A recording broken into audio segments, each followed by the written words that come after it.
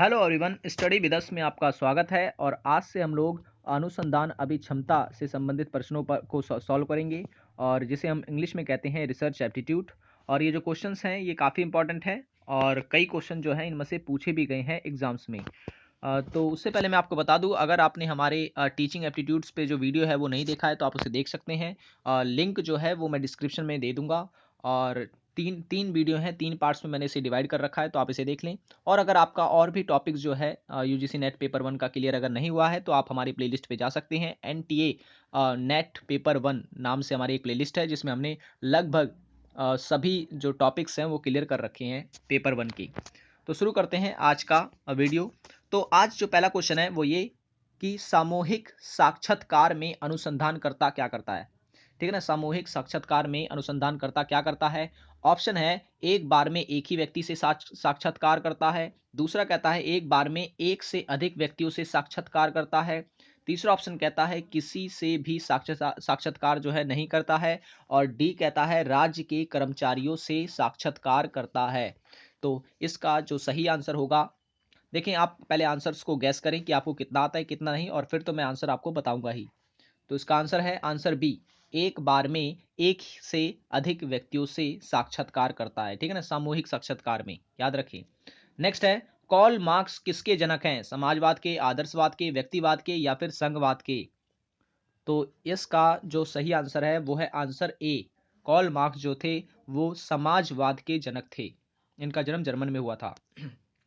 देखें, अभी क्या है कि ये पॉलिटिकल थ्योरी से भी क्वेश्चन पूछे जाते हैं। अभी जो एग्जाम्स हुआ दिसंबर में, उसमें भी यूटोपियन विचारक के बारे में पूछ रखा था कि यूटोपियन में से कौन से हैं। ठीक है ना, यूटोपियन से क्वेश्चन उठ के आ जाता है। तो इस टाइप के जो क्वेश्चन है इस पे आप फोकस ज़्यादा करें। क्वेश्चन है नेक्स्ट, एक अनुसंधानकर्ता केवल 10 सदस्यों को 50,000 की कुल जनसंख्या में से चुनता है और उसे ठीक समझता है, क्योंकि वह एक अच्छा शोधकर्ता है, या उसे अपने सुपरवाइजर द्वारा सलाह दी गई है, या जनसंख्या समगुणीय है, या उपयुक्त सभी। तो सातवें का जो आंसर है वो है आंसर बी, उसे अपने सुपरवाइजर द्वारा सलाह दी गई होती है इस कारण। नेक्स्ट क्वेश्चन है, एक संख्यायिकी मापक जो पूरी जनसंख्या पर आधारित होता है परिमाप कहलाता है। वह मापक जो नमूनों पर आधारित होता है वह क्या कहलाएगा। नमूना, चयन परिमाप, निष्कर्ष, संख्यायिकी, या इनमें से कोई नहीं। तो इसका आंसर है आंसर सी, संख्यायिकी कहलाएगी। ठीक है ना। नेक्स्ट क्वेश्चन है, जब जनसंख्या निश्चित हो तो निम्न में से कौन सा या कौन सी नमूना तकनीक प्रयोग की जाती है। ठीक है, तकनीक प्रयोग की जाती है। चार ऑप्शन है, क्षेत्र नमूना चयन विधि, उद्देशात्मक नमूना चयन विधि, रीतिबद्ध नमूना चयन विधि, या फिर इनमें से कोई नहीं। तो इसका जो आंसर है वो है रीतिबद्ध नमूना चयन विधि, आंसर सी। नेक्स्ट क्वेश्चन है, एक जनसंख्या की सामाजिक हैसियत का अध्ययन करते हुए शोधकर्ता ने निष्कर्ष निकाला कि श्रीमान एक्स सामाजिक रूप से पिछड़े हैं। तो उसका यह निष्कर्ष क्या है, गलत है, सही है, आपूर्ण है, या फिर पक्षपातपूर्ण है। तो इसका जो आंसर होगा वो होगा आंसर सी, आपूर्ण सत्य है। ठीक है ना। नेक्स्ट क्वेश्चन है, अनुसंधान की वैधता यानी वैलिडिटी को बढ़ाया जा सकता है कैसे। चार ऑप्शन दे रखा है, असंगत घटनाओं को दूर करके, जनसंख्या का सही प्रतिनिधित्व करने वाला नमूना चुनकर, ए और बी दोनों सही है, या इनमें से कोई सही नहीं है। तो क्वेश्चन नंबर 11वें का जो आंसर है वो है आंसर सी, आंसर सी जो है वो सही है, यानी ए और बी दोनों ही ठीक हैं। अनुसंधान की वैधता को बढ़ाया जाएगा अगर असंगत घटकों को दूर कर दिया जाए और जनसंख्या का सही प्रतिनिधित्व करने वाला नमूना चुना जाए। नेक्स्ट है, क्षेत्र अध्ययन संबंधित होता है। क्षेत्र अध्ययन किससे संबंधित होता है। चार ऑप्शन दे रखे हैं, वास्तविक जीवन परिस्थितियों में, प्रयोगात्मक परिस्थितियों में, प्रयोगशाला की स्थिति में, या फिर इनमें से कोई नहीं। चार ऑप्शन है तो आपको बताने हैं इसमें से कौन सा सही है। तो मैं बता दूं, क्वेश्चन नंबर 12वें का जो आंसर है वो है आंसर ए, वास्तविक जीवन परिस्थितियों में, ठीक है ना, क्षेत्र अध्ययन जो है वो संबंधित होता है। अब मैं बता दूं, अभी जब जुलाई में एग्जाम होगा उससे पहले मैं काफ़ी प्रैक्टिस सेट्स आपके लिए लेके आने वाला हूं पीडीएफ फॉर्म में, ठीक है ना। तो आप हमारे चैनल के साथ बने रहें और मैं पीडीएफ जो होगा वो डिस्क्रिप्शन में दूंगा और क्वेश्चन होंगे ही, और आपको उसे सॉल्व करके जो उसके आंसर्स हैं वो कमेंट में बताने होंगे, ठीक है ना। तो हमारे चैनल के साथ जुड़े रहें प्रैक्टिस सेट्स के लिए। नेक्स्ट है बाहरी आलोचना करने के लिए एक शोधकर्ता को सत्यापित करना चाहिए। क्या चीज सत्यापित करना चाहिए? लेखक के हस्ताक्षर तथा हाथ की लिखावट को, उस काल में प्रयोग किए गए कागज तथा स्याही को जिस युग का वह अध्ययन कर रहा है, या उस काल की भाषा तथा शैली को, या इनमें से उपयुक्त सभी। तो बाहरी आलोचना करने के लिए एक शोधकर्ता को सत्यापित करना चाहिए। क्या सत्यापित करना चाहिए? 4 ऑप्शन मैंने आपको बताए। तो इसका जो आंसर है, आंसर डी, यानी उसे ये तीनों के तीनों जो है अ, जो तथ्य दिए गए हैं ये उसे सत्यापित करने होते हैं। नेक्स्ट क्वेश्चन है, इंडक्शन की तार्किकता निकट है। इंडक्शन की तार्किकता निकट है किसके? नमूने चयन के तर्क से, प्रेषण के तर्क से, या नियंत्रण विचलन के तर्क से, या इनमें से कोई नहीं। 4 ऑप्शन है, आपको बताना है इंडक्शन की तार्किकता किसके निकट होती है। तो इसका जो आंसर है वो है आंसर ए, नमूना चयन के तर्क से। नेक्स्ट क्वेश्चन है, आप इन क्वेश्चंस को कोशिश करें कि अपने नोट्स में नोट डाउन करें, काफी इंपॉर्टेंट क्वेश्चन है, और अगर आप देखें तो ये पहले भी परीक्षाओं में पूछे भी गए हैं यहाँ से। तो क्वेश्चन है, एक अनुसंधान की विश्वसनीयता तथा वैधता उस समय खतरे में पड़ जाती है जब क्या होता है? लेखक जो कि सूचना का स्रोत है पक्षपाती, अयोग्य तथा बेईमान हो। दूसरा ऑप्शन कहता है घटना को घटित होने के लंबे समय के अंतराल के बाद सुरक्षित किया गया हो, या फिर शोधकर्ता स्वयं भी निष्कर्ष निकालने की पर्याप्त योग्यता ना रखता हो, या उपयुक्त सभी। तो 15वें का जो आंसर है करेक्ट, आपने गैस कर लिया होगा, तो इसका आंसर है आंसर डी, यानी सभी जो है योग्यताएं होनी चाहिए, ठीक है ना। और एक अनुसंधान विश्वसनीयता की जो वैधता होती है वो खतरे में पड़ सकती है अगर ये सारे के सारे जो घटक होते हैं शामिल हो तो, ठीक है ना। नेक्स्ट क्वेश्चन है, शोध रिपोर्ट्स लिखते समय शोधकर्ता को क्या करना चाहिए? 4 ऑप्शन है, वाक्य के आरंभ में अंकों का प्रयोग नहीं करना चाहिए। दूसरा ऑप्शन कहता है अपनी रिपोर्ट को क्रमबद्ध विषयानुसार तथा तिथि के अनुसार लिखना चाहिए। तीसरा ऑप्शन कहता है अपने अध्ययन की उससे मिलती जुलती शोध कार्यों से तुलना करनी चाहिए, या फिर सभी। तो 4 ऑप्शन है, तो इसका जो सही आंसर है वो है आंसर डी, ये सभी के सभी जो हैं ये शोध रिपोर्ट तैयार करते समय उसे ध्यान में रखने चाहिए, ठीक है ना। नेक्स्ट है, किसी वस्तु, घटना या प्रमाण जिसके गुणों का जिसके गुणों को मापा जा सकता है वो क्या कहलाते हैं? किसी वस्तु, घटना या प्रमाण जिसके गुणों को मापा जा सकता है वह क्या कहलाते हैं? ऑप्शन ए गुणात्मक मापन, बी आंकड़ा, सी विचलन, या फिर इनमें से कोई नहीं। तो 17वें क्वेश्चन का जो आंसर है वो है आंसर सी, यानी विचलन।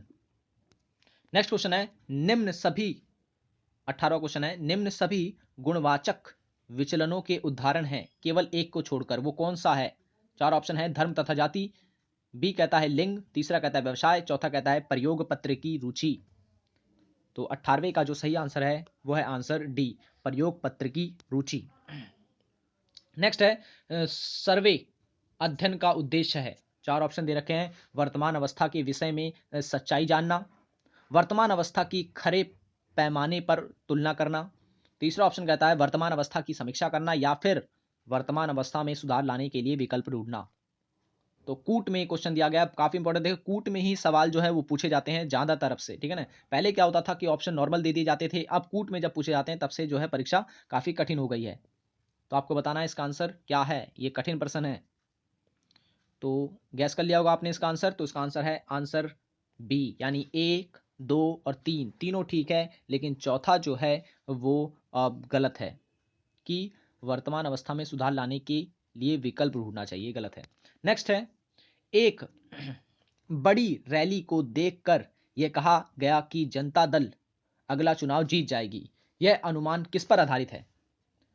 यादृच्छिक नमूना चयन पर, या समूह नमूना चयन पर, रीतिवाद नमूना चयन पर, या फिर उद्देशात्मक नमूना चयन पर? चार ऑप्शन मैंने आपको बताए हैं, तो इसका आंसर आप गैस कर लिया होगा आपने। तो इसका जो आंसर है सही, वह है आंसर बी, समूह नमूना चयन पर। ठीक है ना, क्योंकि रैली जो होती है ये सामूहिक होती है, खूब सारे लोग इसमें शामिल होते हैं, तो ऐसे अनुमान को हम कहते हैं समूह नमूना चयन। नेक्स्ट है, 9 वर्ष के बच्चे 7 साल के बच्चों की अपेक्षा लंबे होते हैं। यह किसका उदाहरण है? चार ऑप्शन दे रखे हैं आपको, सीधे अध्ययन का, क्रॉस सेक्शनल अध्ययन का, या केस अध्ययन का, या फिर प्रयोगात्मक अध्ययन का। तो आपको बताना है कि इसका सही आंसर क्या है। तो मैं बता दूं, ये आंसर सही है डी, प्रयोगात्मक अध्ययन का। ठीक है ना, ये उदाहरण है। नेक्स्ट है, अनुसंधान की गुणवत्ता निर्भर करती है। ये क्वेश्चन इंपॉर्टेंट है और ये पूछा भी गया है। अनुसंधान की गुणवत्ता किस पर निर्भर करती है? पहला कहता है अनुसंधानकर्ताओं के समर्पण पर, शोध प्रविधि के प्रशिक्षण पर, या उपलब्ध सुविधाओं पर, या फिर उच्च तकनीक के उपयोग पर। ये बहुत इंपॉर्टेंट क्वेश्चन है और 2 बार पूछा गया है। आप प्रीवियस ईयर के पेपर निकाल के देख लें, आपको पता चल जाएगा। तो इसका आंसर जो है वो है आंसर डी, यानी उच्च तकनीक के उपयोग पर। और मैं बता दूं, दिसंबर में भी एक क्वेश्चन आया था। नेक्स्ट क्वेश्चन है, वास्तविक तथ्यों के आधार पर एक आदर्श की स्थापना की जा सकती है। चार ऑप्शन है, आदर्श विश्लेषण पद्धति में, विपरीत निगमन पद्धति में, प्रयोगात्मक पद्धति में, या फिर तुलनात्मक पद्धति में। तो 23वें का आंसर जो है सही, वो है आंसर ए, आदर्श विश्लेषणात्मक पद्धति में। नेक्स्ट है, शोध रिपोर्ट लिखते समय शोधकर्ता को क्या करना चाहिए? वाक्य के आरंभ में अंकों का प्रयोग नहीं करना चाहिए, अपनी रिपोर्ट को क्रमबद्ध विषय अनुसार तथा विधि के अनुसार लिखना चाहिए, या अपने अध्ययन की उससे मिलती जुलती शोध कार्यों से तुलना करनी चाहिए, या उपयुक्त सभी। ये क्वेश्चन मैं पहले आपको बता चुका हूं, तो इसका आंसर 100% आपको याद होगा। तो इसका आंसर है आंसर डी, उपयुक्त सभी जो है बातें उसे दिमाग में रखनी चाहिए। नेक्स्ट है, एक शोध समस्या को तभी समुचित ठहराया जा सकता है जब वह क्या हो? चार ऑप्शन है, अनुसंधान करने योग्य हो, नई हो, ज्ञान में वृद्धि ला सकती हो, उपयुक्त हो तथा समय संगत हो, या फिर उपयुक्त सभी। तो चार ऑप्शन है, तो उसका आंसर जो सही है वो है आंसर डी, सही लगा रखा है। यानी एक शोध समस्या को समुचित तभी ठहराया जा सकता है जब इन सब चीजों का पालन किया जाए। नेक्स्ट क्वेश्चन है, क्वेश्चन नंबर 26, अनुसंधान के लिए सर्वाधिक महत्वपूर्ण गुण कौन सा होता है? अनुसंधान में रुचि, अनुसंधान की विधियां, या अनुसंधान करने का अनुभव, या फिर संबंधित विषयों में रुचि। तो चार ऑप्शन में जो करेक्ट ऑप्शन है वो है ऑप्शन ए, अनुसंधान में। अनुसूची विधि का मुख्य उद्देश्य है। अनुसूची विधि का मुख्य उद्देश्य क्या होता है? चार ऑप्शन है, साक्षात्कार को सफल बनाना, उत्तरदाता से सही सूचना प्राप्त करना, उत्तरदाता की सहानुभूति प्राप्त करना, या फिर उत्तरदाता से सहायता लेना। तो चार ऑप्शन है, तो सही ऑप्शन जो है आपको गैस करना है। तो सही ऑप्शन जो है इसका वो है उत्तरदाता से सही सूचना प्राप्त करना, अनुसूची विधि का मुख्य उद्देश्य होता है। नेक्स्ट क्वेश्चन है, अनुसूची में किस तरह के प्रश्नों का समावेश होना चाहिए? ऑप्शन ए कहता है स्पष्ट हो, जो संक्षिप्त हो, जो सरल हो, या फिर जो गुप्त रहस्य का उद्घाटन करे। तो क्वेश्चन नंबर 28 का आंसर आप सोचें। तो इसका आंसर जो है, जो गुप्त रहस्य का उद्घाटन करे। अनुसूची में इसी तरह के प्रश्नों का समावेश होना चाहिए। नेक्स्ट क्वेश्चन है, सैंपल का चयन करने में सावधानी हो कि ऐसे व्यक्तियों का चुनाव किया जाए। कैसे व्यक्ति होने चाहिए? जो कानून के विशेषज्ञ हो, जो कुशल प्रशासक हो, जो व्यक्तियों का सही प्रतिनिधित्व कर सके, या फिर जो कुशल नेता हो। तो 29वें का जो आंसर होगा वो होगा आंसर सी, जो व्यक्तियों का सही प्रतिनिधित्व कर सके। नेक्स्ट क्वेश्चन है, निम्नलिखित जो कुशल नेता हो। तो ये चार ऑप्शन मैंने आपको बताए, तो इसमें से कोई एक ऑप्शन जो है वो सही है, तो आपका आंसर हो गया होगा। तो इसका जो सही आंसर है 29वें का वो है आंसर सी, जो व्यक्ति का सही प्रतिनिधित्व कर सके। ठीक है ना, सैंपल का चयन जो है आ, आ, ऐसे ही करना चाहिए। नेक्स्ट है, निम्नलिखित में से कौन सा कथन गलत है? एक अच्छा अनुसंधान, ये क्वेश्चन पूछा गया है, इंपॉर्टेंट है काफी। निम्नलिखित में से कौन सा कथन गलत है? पहला, एक अच्छा अनुसंधानकर्ता एक अच्छा व्यक्ति है। सभी अनुसंधान उपलब्ध ज्ञान में योगदान करते हैं। एक अनुसंधान से दूसरे अनुसंधान का जन्म होता है। एक अनुसंधानकर्ता से अपेक्षा की जाती है कि वह बहुपठित हो। तो इनमें से कौन सा जो कथन है वो गलत है, वो आपको बताना है। तो इसका जो सही आंसर है वो है आंसर डी। एक अनुसंधानकर्ता से अपेक्षा की जाती है कि वह बहुपठित हो, ये गलत है।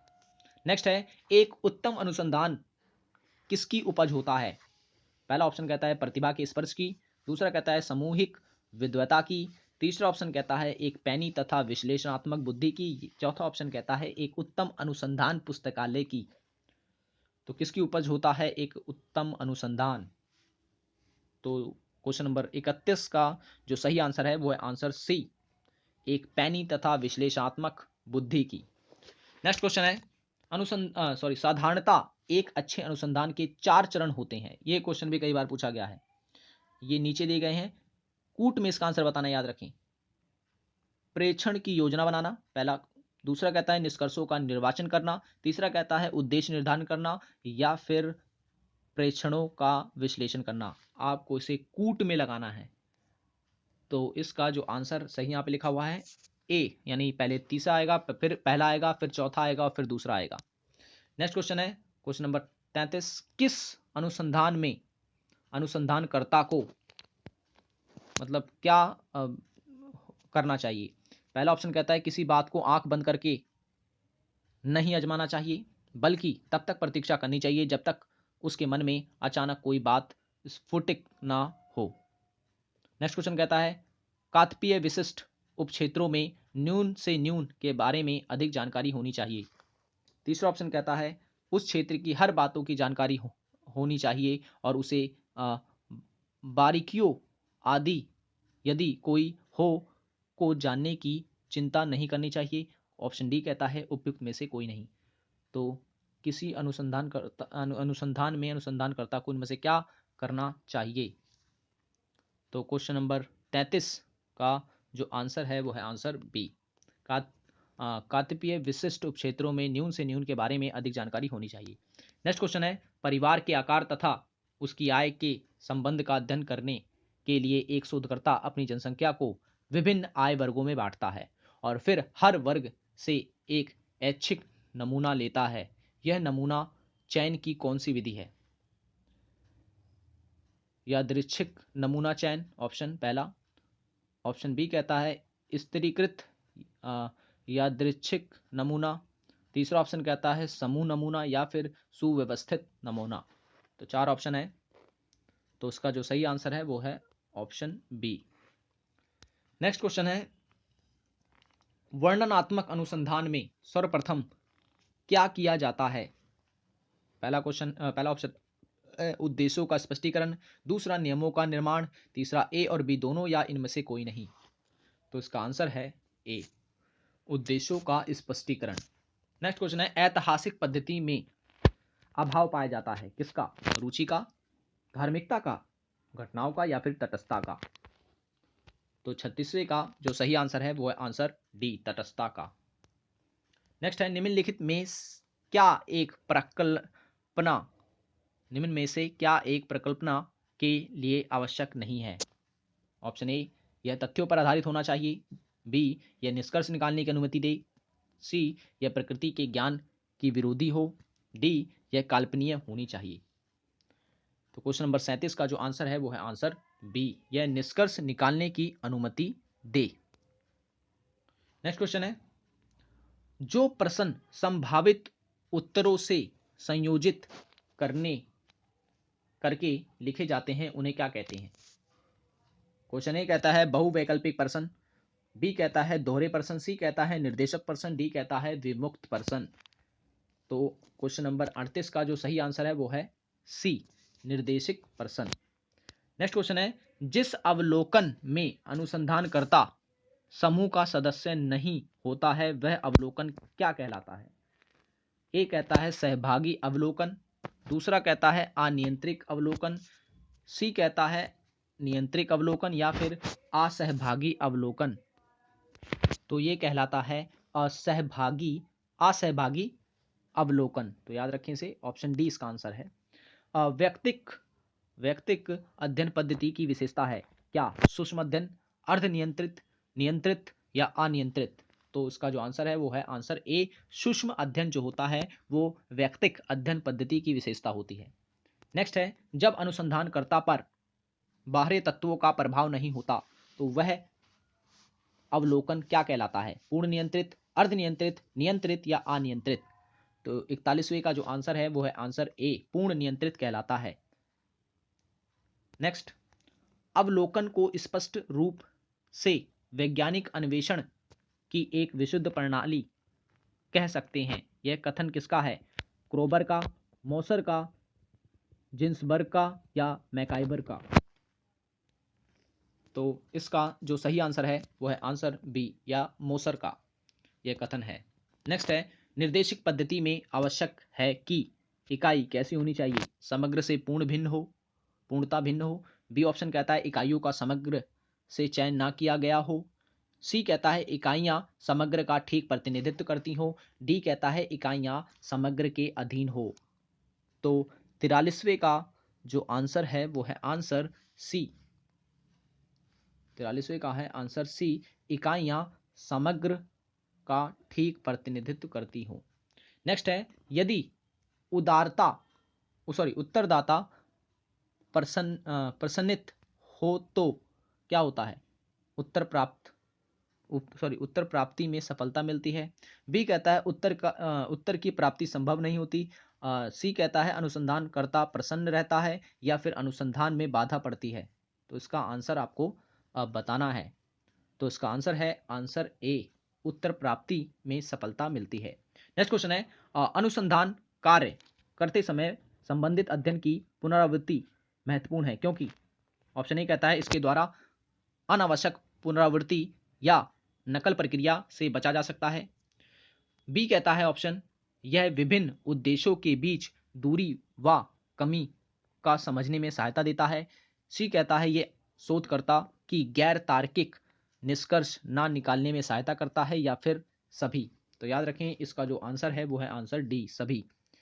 नेक्स्ट क्वेश्चन है 46वां, इकाई के अध्ययन में सबसे पहले अनुसंधानकर्ता को परिचय करना पड़ता है किसका? व्यक्ति का, इकाई की समस्या का, नागरिकों के चरित्र का या फिर सहयोगियों के स्वभाव का?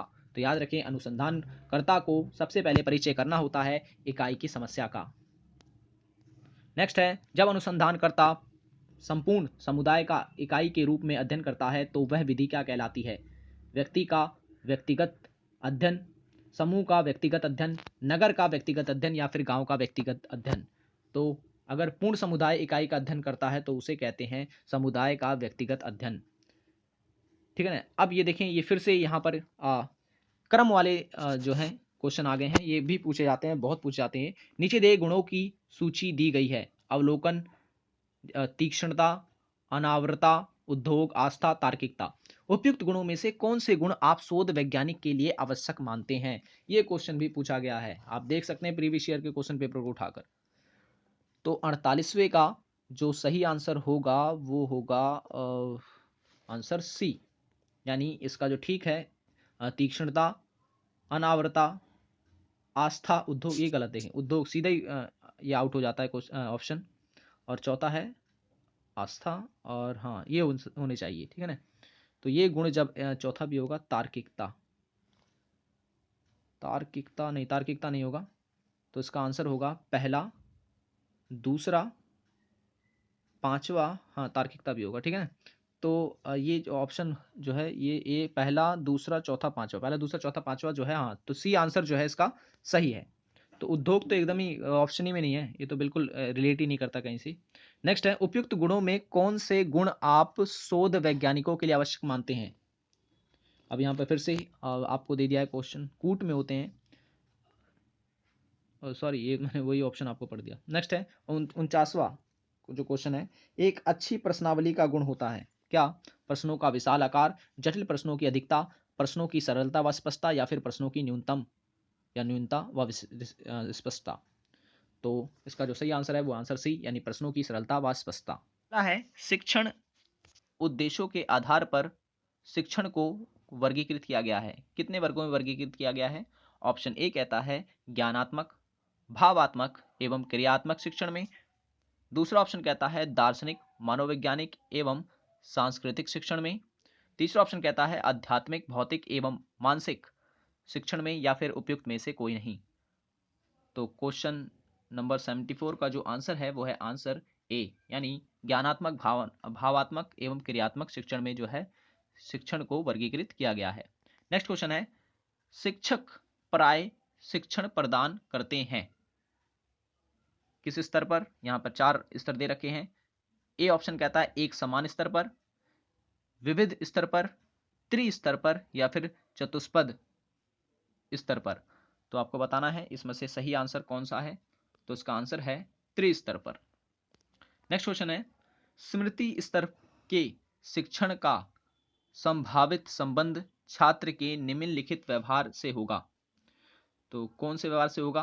पहला कहता है पुनर्वहन, पहचान, बोध, या ए और बी दोनों ही। तो 76वें का जो आंसर है वो है आंसर डी, ए और बी दोनों, यानी पुनर्वहन और पहचान। नेक्स्ट क्वेश्चन है, एक उत्तम शिक्षक को न्यूनतम ढंग से किस स्तर तक शिक्षण करना चाहिए? ऑप्शन ए कहता है अवबोध स्तर पर, स्मृति स्तर पर, चिंतन स्तर पर, या फिर मूल्यांकन स्तर पर। तो क्वेश्चन नंबर 77 का जो सही आंसर है वो आपने गैस कर लिया होगा। तो इसका जो आंसर है आंसर ए, अवबोध स्तर पर। नेक्स्ट क्वेश्चन है, शिक्षक को उत्तम शिक्षण को चिंतन स्तर तक पहुंचाना चाहिए कहां पर? 4 ऑप्शन दे रखे हैं, प्रतिभाशाली कक्षा में, सामान्य कक्षा में, मानसिक दुर्बलता वाली कक्षा में, या फिर प्रत्येक कक्षा में। तो 74 का जो आंसर है वो है आंसर ए, प्रतिभाशाली कक्षा में। नेक्स्ट है, शिक्षण को स्वरूप के आधार पर कितने वर्गों में वर्गीकृत किया जा सकता है? 4 ऑप्शन दे रखे हैं। ऑप्शन ए कहता है वर्णनात्मक, निदानात्मक, उपचारात्मक स्वरूपों में। दूसरा कहता है कथनात्मक, प्रश्नात्मक, व्याख्यात्मक स्वरूपों में। तीसरा ऑप्शन कहता है क्रियात्मक, भावनात्मक, संज्ञानात्मक स्वरूपों में, या इनमें से सभी।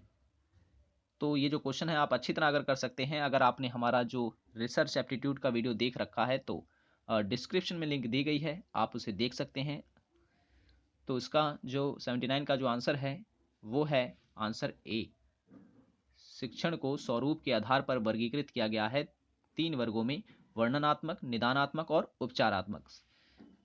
नेक्स्ट क्वेश्चन है, शिक्षा के चरों का प्रमुख कार्य क्या है? निदानात्मक, उपचारात्मक, मूल्यांकनात्मक, या फिर उपयुक्त सभी। ए बी सी डी, कौन सा आंसर इसका सही है? तो इसका जो सही आंसर है वो है आंसर डी, उपयुक्त सभी, यानी शिक्षा के ये सारे के सारे चर होते हैं, निदानात्मक, उपचारात्मक या मूल्यांकनात्मक। ठीक है ना। नेक्स्ट क्वेश्चन है, शिक्षण संबंधी उपचारात्मक कार्य का संबंध है किससे है? ऑप्शन ए कहता है शिक्षण कौशल को व्यवहार परक बनाना, पृष्ठपोषण प्रविधियों की व्यवस्था करना, उपयुक्त दोनों ही, या उपयुक्त में से कोई नहीं। तो आपने आंसर गैस कर लिया होगा। तो इसका आंसर है उपयुक्त दोनों, यानी दोनों ही, ए और बी जो है वो इसका आंसर है। नेक्स्ट 82वां क्वेश्चन कहता है शिक्षण सात्यांक की परिकल्पना की जाती है। याद रखें जो हिंदी में जो ये कठिन शब्द डाल देते हैं, तो अगर आप कोशिश करें कि इसको इंग्लिश में भी पढ़ा करें क्वेश्चंस को, इससे काफ़ी फ़ायदा होता है। क्योंकि अब देखिए यहाँ पे एक वर्ड यूज़ किया गया है सात्यांक। अब ये वर्ड का मीनिंग जो है इसको पता करने में बहुत प्रॉब्लम होगी। अगर आपने इसको इंग्लिश में देखा तो इंग्लिश में इसके लिए ज़रूर कोई ना कोई ईजी वर्ड यूज़ हुआ होगा। तो कोशिश क्या करें कि अगर आपको कोई भी इंग्लिश के क्वेश्चन में ऐसे शब्द आ जाते हैं और आपको समझ नहीं आ रहे हैं तो उसकी इंग्लिश देख लिया करें। अब इंग्लिश के लिए मैं बता दूं, पहले क्या होता था कि जब ऑफलाइन होता था तो इजी होता था कि पेपर में हमने दूसरे साइड पे इंग्लिश लिखी होती थी, इजीली पहचान लेते थे। अब क्या है कि ऑनलाइन होता है तो अगर जैसा आपने मीडियम चुन लिया वैसा ही आता है, तो हिंदी में ही सारे क्वेश्चन आते हैं। तो अगर ऐसे शब्द आ जाएँ तो मैं बता दूँ ऑप्शन होता है वहाँ पर कंप्यूटर पर, हिंदी और इंग्लिश मीडियम का। जब आप क्वेश्चन सॉल्व करते हैं तो ऊपर यहाँ पे ऑप्शन दिया होता है। अगर कोई ऑप्शन आपको नहीं समझ आ रहा है हिंदी में तो आप उसे क्लिक करके उसे हिंदी में इंग्लिश में देख लें, तो इंग्लिश में आप देख लें तब उसकी बात है। इसमें टाइम तो लगता है, लेकिन आप अगर क्वेश्चन की अंडरस्टैंडिंग अच्छी नहीं बना पाएंगे तो फिर आप आंसर नहीं कर सकते। तो कोशिश करें इस तरीके से। तो 82वां क्वेश्चन जो है, शिक्षण सातयांक की परिकल्पना की जाती है किसमें? अनुबंध से लेकर विश्वास प्रतिपादक तक, व्यवहारिक परिवर्तन से लेकर विश्वास परिवर्तन तक, प्रारूपिक सामान्य अधिगम से लेकर संपूर्ण आस्था में परिवर्तन तक, या फिर उपयुक्त सभी सत्य हैं। तो 82वें का जो सही आंसर है वो है आंसर डी, यानी ये सब के सब ठीक है। नेक्स्ट है, अनुबंध के प्रणेता हैं तो कौन है? जिन्होंने अनुबंध को प्रोत्साहित किया या फिर आगे तक ले गए, उनके जनक कह सकते हैं हम लोग, कौन है? पावलॉक, गेस्टाल्ट, स्किनर, या फिर थार्नडाइक। ये 4 दे रखे हैं, तो आपको बताना है इसमें सही आंसर क्या है। अगर आपने तैयारी अच्छी तरह कर रखी है तो 100% आप इसका आंसर जानते होंगे। तो इसका आंसर है आंसर ए, पावलॉक। लाव जो है वो अनुबंध के प्रणेता हैं। नेक्स्ट है, प्रशिक्षण प्रदान किया जाता है किसके द्वारा? मांसपेशियों को, मतलब ये प्रशिक्षण प्रदान किया जाता है किसको? मांसपेशियों को, निम्न श्रेणी के जीवों को, दस्तकारों को, या सभी को। तो 84 यानी 84 का जो आंसर है वो आंसर डी, उपयुक्त सभी को। नेक्स्ट क्वेश्चन है, प्रतिपादन किया जाता है किसका? ब्रेन वॉशिंग के द्वारा, आमूल चूक विचारों में परिवर्तन करके, समूल विश्वासों में परिवर्तन करके, या फिर उपयुक्त में से सभी। तो 85 का जो आंसर है वो है आंसर डी, सभी के द्वारा जो है प्रतिपादन किया जाता है। नेक्स्ट है, निम्न में से कौन सा उद्देश्य अनुदेशन से संबंधित है? बालक के व्यवहारिक परिवर्तन एवं आदतों का विकास करना, बालक के व्यवहार में परिवर्तन करना तथा कौशलों का विकास करना, या फिर ज्ञान का प्रसारण या एवं ज्ञान का विकास करना, या फिर विश्वास परिवर्तन तथा विश्वास एवं मूल्यों का विकास करना। तो 86 का जो सही आंसर होगा वो होगा आंसर सी जो होगा इसका सही होगा, ज्ञान का प्रसारण एवं ज्ञान का विकास करना। क्वेश्चन नंबर 87 यानी 87 कहता है कि प्रतिपादन पद में प्रदान किए जाने वाले ज्ञान का रूप क्या होता है या क्या होगा? 4 ऑप्शन है, अमूर्त, प्रारूपिक कौशल, प्रारूपिक आदत निर्माण, या फिर मूर्ति ज्ञान। तो 4 ऑप्शन में जो सही ऑप्शन है इसका वो है ऑप्शन नंबर ए, अमूर्त। नेक्स्ट क्वेश्चन है, उच्च स्तरीय क्रियात्मक ज्ञान का संबंध है किससे है? अनुबंध से, प्रशिक्षण से, ज्ञानात्मक स्तर से, अनुदेशन से। तो इसका जो सही आंसर है वो है आंसर बी, अनुशिक्षण से। नेक्स्ट क्वेश्चन है, अवबोध स्तर पर यदि आप शिक्षण करना चाहते हैं तो शिक्षण सातयांक का चयन करेंगे। एक ऑप्शन कहता है प्रशिक्षण, बी ऑप्शन कहता है अनुदेशन, सी ऑप्शन कहता है अनुबंध, और डी ऑप्शन कहता है प्रतिपादन। तो 89 का जो सही आंसर है वो है आंसर बी, अनुदेशन।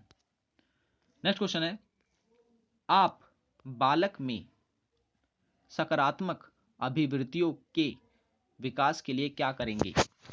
प्रतिपादक स्तरीय शिक्षण देंगे, अनुदेशन देंगे, या अनुबंध देंगे, या फिर उसे प्रशिक्षण देंगे? उसका सकारात्मक अभिवृत्ति के विकास के लिए क्या करेंगे? तो उसका जो सही आंसर है वो है आंसर ए, प्रतिपादन स्तरीय शिक्षण उसे देंगे। नेक्स्ट क्वेश्चन है, प्रशिक्षण द्वारा किया जा सकता है किसका विकास किया जा सकता है? 4 ऑप्शन दे रखे हैं, कौशल का विकास, स्वास्थ्य आदतों का विकास, कृत्रिम व्यवहार का निर्माण, या फिर मानव निर्माण। तो 91 का जो सही आंसर है वो है आंसर ए, कौशलों का विकास। देखिए, अगर आपने हमारे जो रिसर्च एप्टीट्यूड का वीडियो नहीं है तो उसे आप जरूर देख लें, क्योंकि ये जो क्वेश्चंस होते हैं तभी आप कर सकते हैं जब आपने रिसर्च एप्टीट्यूड की जो टॉपिक है उसको अच्छी तरह से पढ़ा हो। सो 92 का क्वेश्चन जो है वो कहता है, शिक्षण की अवस्था है क्या है? पूर्व तत्परता अवस्था, अंत प्रक्रिया अवस्था, शिक्षण तत्परता के पश्चात की अवस्था, या फिर उपयुक्त तीनों अवस्थाएं। तो क्वेश्चन नंबर 92 का जो सही आंसर है वो है तीनों, यानी उपयुक्त तीनों अवस्थाएं जो हैं वो शिक्षण की अवस्थाएं हैं। नेक्स्ट है, शिक्षण की पूर्व तत्परता अवस्था में संपन्न होने वाली प्रमुख प्रक्रिया है? कौन सी? ए ऑप्शन कहता है शिक्षण के उद्देश्यों को निर्धारित करना, पाठ्य वस्तु के संबंध में निर्णय लेना, प्रस्तुतिकरण के लिए क्रमबद्ध व्यवस्था करना, या उपयुक्त सभी। तो 93 का जो आंसर है उपयुक्त सभी, यानी सारे के सारे जो हैं ये अवस्थाएं संपन्न होती हैं शिक्षण की प्रक्रिया में। नेक्स्ट है, शिक्षण की अंत प्रक्रिया अवस्था के अंतर्गत क्रिया प्रतिक्रिया पद का संबंध है। किससे होता है संबंध? ऑप्शन दे रखे हैं हमारे पास 4। उद्दीपकों के चयन से, उद्दीपकों के प्रस्तुतिकरण से, या युक्तियों के प्रयोग से, या उपयुक्त सभी से। तो 94 का जो सही आंसर है वो है आंसर डी, उपयुक्त सभी से ही। नेक्स्ट क्वेश्चन है, शिक्षण की तत्परता के बाद की अवस्था का वास्तविक रूप में संबंध है। किससे संबंध होता है? मूल्यांकन से, छात्रों की उपलब्धि प्रशिक्षण से, उत्तम मूल्यांकन पर विधियों के चयन से, उपयुक्त में से कोई नहीं। तो 95 का जो सही आंसर है वो है आंसर ए, मूल्यांकन से। नेक्स्ट क्वेश्चन है, शिक्षण क्रियाओं का महत्व है। 4 ऑप्शन है, क्या महत्व है? अध्यापकों के द्वारा कक्षा में प्रवेश करने से पूर्व तथा बाद में की जाने वाली संपूर्ण क्रियाओं का ज्ञान, अध्यापकों द्वारा अपने शिक्षण कौशल में अपेक्षित सुधार, अध्यापकों के द्वारा शिक्षण चरों का उत्तम ज्ञान, या उपयुक्त सभी। तो क्या चीज महत्वपूर्ण होता है शिक्षण क्रिया से पहले? तो 96 का जो सही आंसर है वो है आंसर डी, उपयुक्त सभी चीजों का होना आवश्यक है। नेक्स्ट है, शिक्षण अधिगम के मध्य संबंध है। किसका संबंध है? शिक्षण अधिगम दोनों के योग से प्रभावी शिक्षा का विकास संभव है। दूसरा कहता है शिक्षण सिद्धांतों के विकास में अधिगम सिद्धांतों का अत्यधिक महत्व है। तीसरा ऑप्शन कहता है शिक्षण सउद्देश्य प्रक्रिया है जो अपेक्षित अधिगम तक पहुंचाती है, या उपयुक्त सभी। तो 97 का जो सही आंसर है वो है आंसर डी, उपयुक्त सभी। नेक्स्ट है, संकेत अधिगम का संबंध है। किससे है? पावलोवियन अनुबंध से, स्कैनेरियन अनुबंध से, उपयुक्त दोनों से, या उपयुक्त में से किसी से भी नहीं। तो ये मैंने आपको पहले ही बता चुका हूं क्वेश्चन में, तो इसका सही आंसर है ए, पावलोवियन अनुबंध से। नेक्स्ट है, श्रृंखला अधिगम के प्रकार कौन कौन से होते हैं? ये भी वीडियो में मैंने अपने अच्छा खासा बता रखा है इसे, अगर आप लोग देखें तो। ऑप्शन ए कहता है शाब्दिक एवं अशाब्दिक अधिगमन, ऑप्शन बी कहता है परिमाणात्मक एवं गुणात्मक अधिगम, या फिर समस्यात्मक सहयोगात्मक अधिगम, या फिर सकारात्मक एवं ऋणात्मक अधिगम। तो 99 क्वेश्चन का जो सही आंसर है वो है आंसर ए, याद रखें आंसर ए जो है शाब्दिक और अशाब्दिक अधिगम। नेक्स्ट क्वेश्चन है, 100वां क्वेश्चन है, शाब्दिक सह संबंध अधिगम को प्रचुरता से प्रयोग किया जाता है किसमें?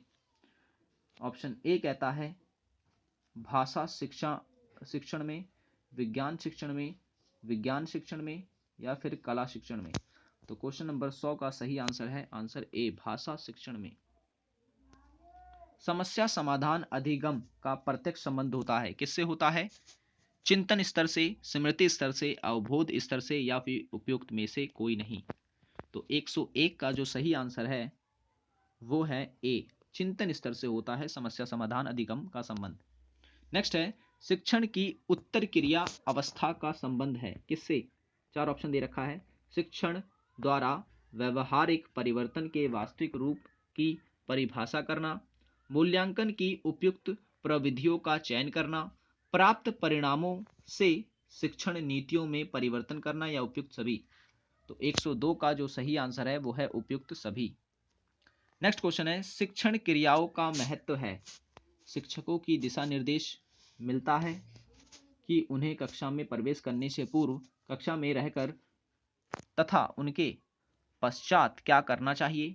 ऑप्शन बी कहता है सीखने सिखाने की क्रिया में घनिष्ठ संबंध स्थापित करता है, स्मृति स्तर से चिंतन स्तर तक के शिक्षण को प्रभावी बनाता है, या उपयुक्त सभी।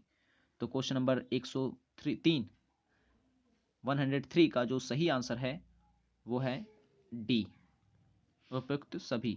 नेक्स्ट है शिक्षण चरों के कार्य हैं, क्या है? बहुत इंपॉर्टेंट क्वेश्चन है, पूछा भी गया है एक बार। निदानात्मक, उपचारात्मक, मूल्यांकनात्मक या उपयुक्त सभी। शिक्षण चरों के कार्य होते हैं निदानात्मक, याद रखना निदानात्मक इसका आंसर है। नेक्स्ट क्वेश्चन है मूल प्रवृत्तियों के अध्ययन के आधार पर व्याख्या की जा सकती है। ऑप्शन ए कहता है बालकों की प्रकृति की, ऑप्शन बी कहता है बालकों की बुद्धि की, ऑप्शन सी कहता है बालकों के चरित्र की, ऑप्शन डी कहता है बालकों के रुझान की। तो क्वेश्चन नंबर 105 का जो सही आंसर है वो है डी, डी जो आंसर है बालकों के रुझानों की। नेक्स्ट क्वेश्चन की ओर चलते हैं। क्वेश्चन नंबर 106 है जब बालक खेल खेल में अपने बड़ों का अनुकरण करता है तो इसे क्या कहते हैं? रचनात्मक खेल, झूठ मूठ के खेल, संवेगात्मक खेल या बौद्धिक खेल। तो क्वेश्चन नंबर 106 का जो सही आंसर है वो है आंसर डी, बौद्धिक खेल। नेक्स्ट क्वेश्चन है खेलों के द्वारा बालकों में विकास संभव होता है, कैसा? 4 ऑप्शन दे रखे हैं यहाँ पे। परस्पर सम्मान देने की कला का, सहयोग समंजस की भावना का, समाज सद्गुणों का या उपयुक्त सभी का। एक तो 107 का जो सही आंसर है ऑप्शन डी, उपयुक्त सभी का। नेक्स्ट क्वेश्चन है बाल अवस्था की एक प्रमुख विशेषता है।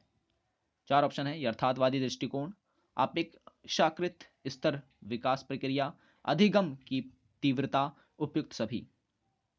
तो क्वेश्चन नंबर 108 का जो सही आंसर है वो है आंसर डी, उपयुक्त सभी। नेक्स्ट क्वेश्चन है कक्षा के अंदर बालकों के अधिगम पर सर्वाधिक प्रभाव दृष्टिगोचर होता है। कक्षा का अनुशासन, कक्षा का मनोवैज्ञानिक वातावरण, कक्षा का सामाजिक वातावरण या फिर कक्षा का आर्थिक वातावरण। तो 109 का जो सही आंसर है वो है आंसर बी, कक्षा का मनोवैज्ञानिक वातावरण।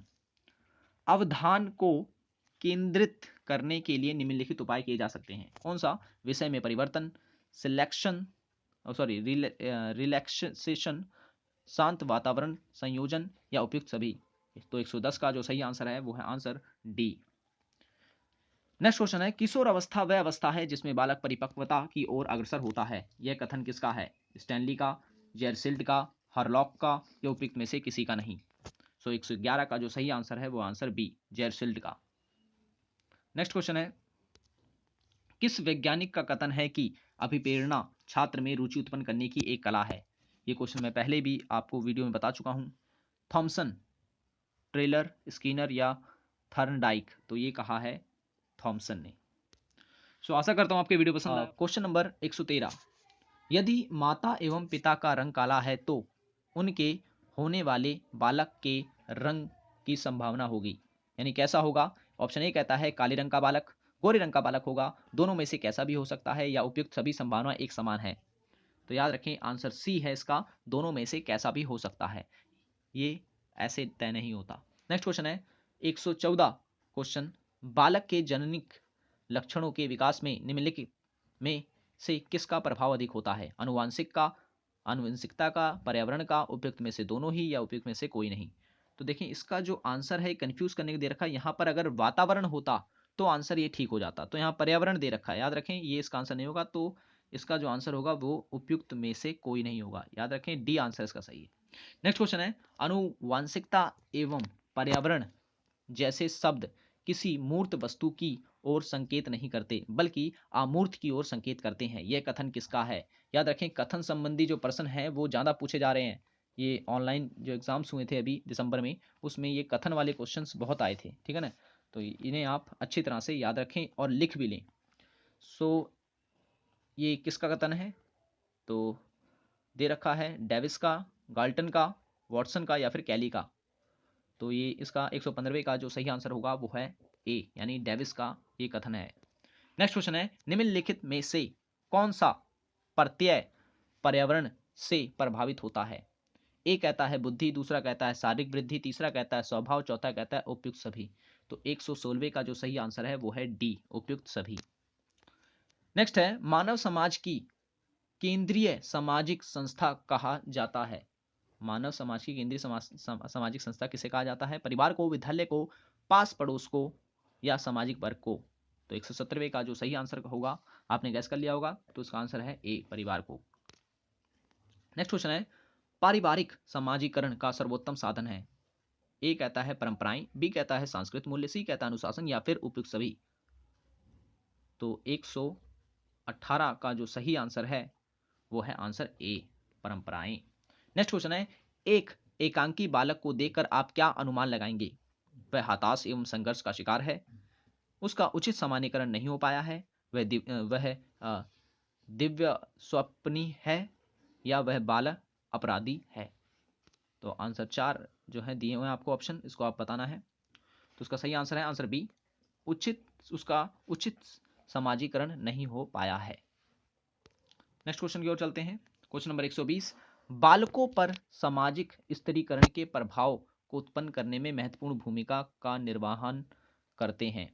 ए कहता है माता पिता, बी कहता है शिक्षक, सी कहता है सहपाठी या सामान्य व्यक्ति।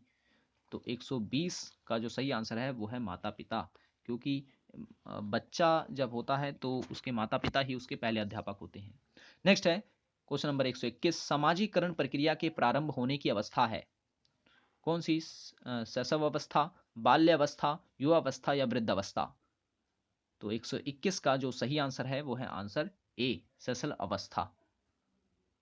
नेक्स्ट है, बालक के सामाजिक व्यवहार में निश्चयीकरण उत्पन्न होता है। तो 4 ऑप्शन है, 3 वर्ष से पूर्व, 3 वर्ष से 6 वर्ष तक, 6 वर्ष से 12 वर्ष तक या 12 वर्ष के बाद। तो 122 का सही आंसर है 3 से 6 वर्ष तक। नेक्स्ट क्वेश्चन है, बालकों में लैंगिक संबोध का विकास होता है शैशव अवस्था में, बाल अवस्था में, किशोर अवस्था में, उपयुक्त में से किसी में भी नहीं। सो 123 का जो सही आंसर है वो आंसर बी, बाल्यावस्था में। नेक्स्ट है, समाजीकरण के संदर्भ में व्यवहारवादियों का दृष्टिकोण होता है पर्यावरणवादी, पलायनवादी, मूल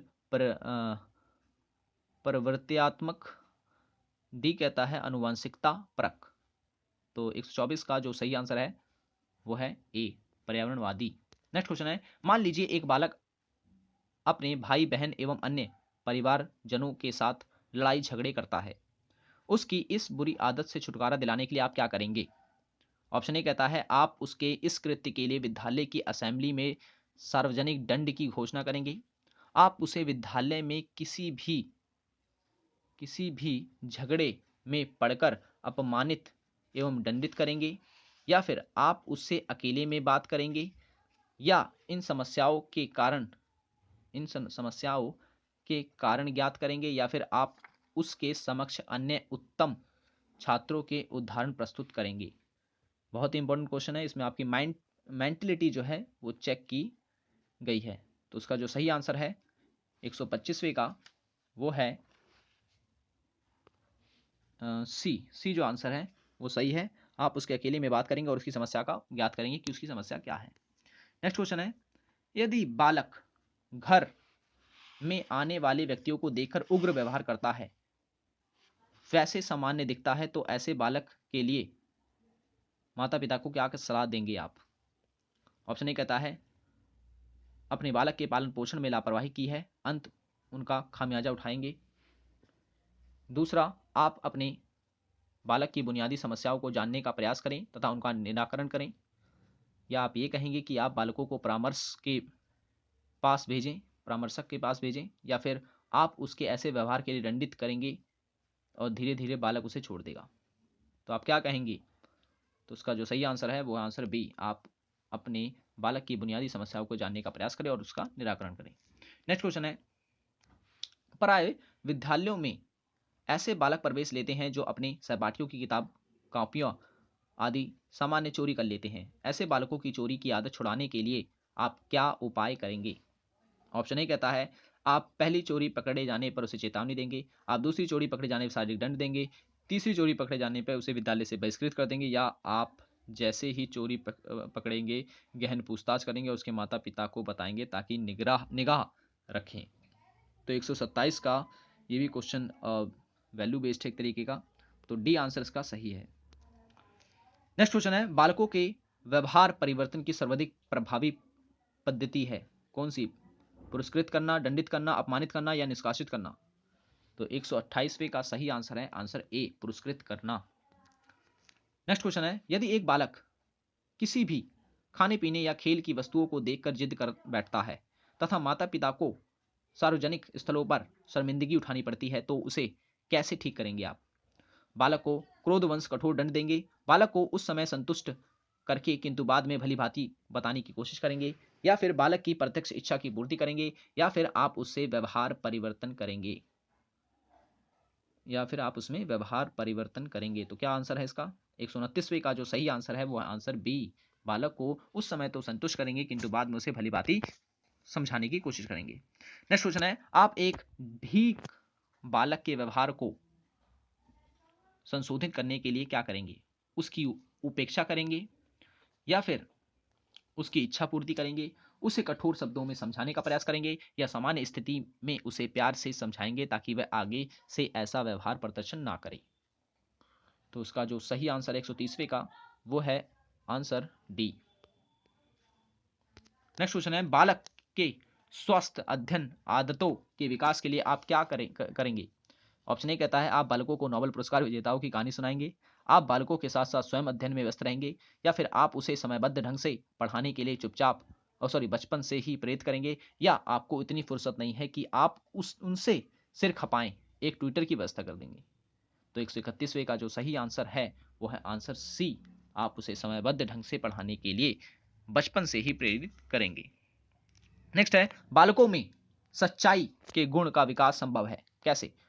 झूठ छात्रों को सामूहिक दंड देने से, सच्चे महापुरुषों का गुणगान करने से, स्वयं कठोरता से सच्चाई का पालन करने से, या सच्चे बालकों को पुरस्कृत करने से? तो 132वें का जो सही आंसर है वो है सी, स्वयं कठोरता से सच्चाई का पालन करने से जो है बालकों पर भी इसका प्रभाव पड़ता है। नेक्स्ट है, अभिप्रेरणा के संबंध में कौन सा तथ्य सत्य नहीं है? अभिप्रेरणा व्यक्ति की आंतरिक अवस्था होती है, अभिप्रेरणा क्रियाएं लक्ष्य की ओर निर्देशित होती हैं, अभिप्रेरणा व्यवहार उत्पन्न होने के बाद उद्देश्य प्राप्ति तक जारी रहती हैं, या अभिप्रेरणा ये प्रेरित है, व्यवहार में एक निश्चित लक्ष्य होता है? तो 133वें का जो सही आंसर है वो आंसर बी, अभिप्रेरित क्रियाएं लक्ष्य की ओर निर्देशित होती हैं। नेक्स्ट क्वेश्चन है, चालन एवं आवश्यकता का पारस्परिक संबंध है किससे? एक दूसरे के पूरक हैं, ये दोनों एक समान हैं, चालक की उत्पत्ति आवश्यकता से पहले होती है, या ये दोनों पद समानांतर हैं? तो 134वें का सही आंसर है ए, एक दूसरे के पूरक होते हैं, चालन एवं आवश्यकताएं। सो आशा करता हूं आपको ये वीडियो पसंद आया होगा। So thanks for watching this video.